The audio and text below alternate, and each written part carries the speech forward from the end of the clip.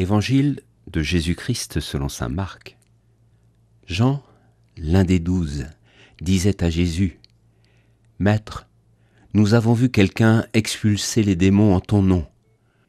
Nous l'en avons empêché, car il n'est pas de ceux qui nous suivent. » Jésus répondit : « Ne l'en empêchez pas, car celui qui fait un miracle en mon nom ne peut pas, aussitôt après, mal parler de moi.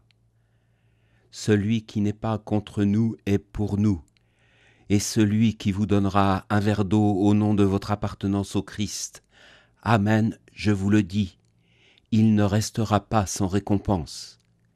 Celui qui est un scandale, une occasion de chute, pour un seul de ces petits qui croient en moi, mieux vaudrait pour lui qu'on lui attache au cou une de ces meules que tournent les ânes, et qu'on le jette à la mer. Et si ta main est pour toi une occasion de chute, coupe-la. Mieux vaut pour toi entrer manchot dans la vie éternelle, que de t'en aller dans la géhenne avec tes 2 mains, là où le feu ne s'éteint pas.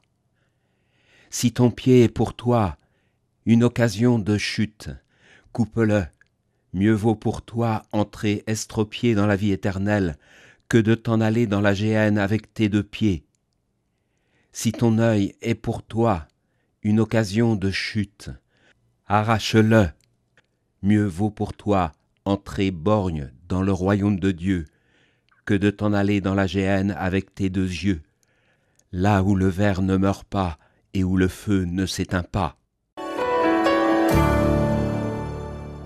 Voilà qu'aujourd'hui, les disciples sont confrontés à une personne qui utilise le nom de Jésus pour expulser des démons, donc pour faire du bien, mais qui ne fait pas partie de l'équipe officielle.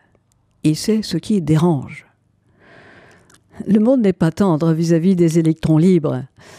Il convient d'appartenir à un groupe, à un mouvement, à quelque organisation qui vous délègue pour telle ou telle tâche.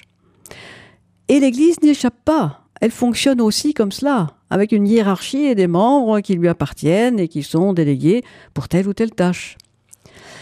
Et c'est peut-être là la difficulté.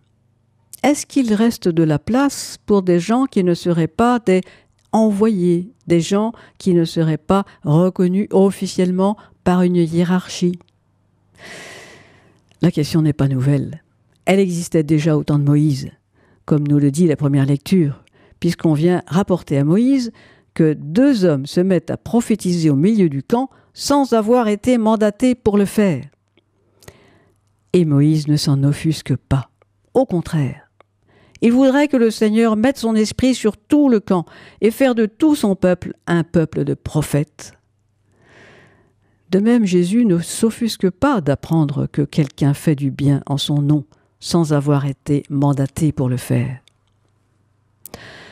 Lorsque des gens ordinaires, pendant l'occupation, ont pris l'initiative de protéger des Juifs en les cachant chez eux, ils n'ont pas été mandatés pour le faire.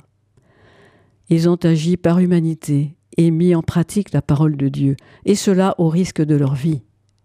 Il s'agit de ne pas perdre de vue l'essentiel, qui est de faire reculer le mal dans le monde. L'évangile du jour a été commenté par Marie-Hélène Deschalottes, laïque engagée au sein du diocèse de Luçon.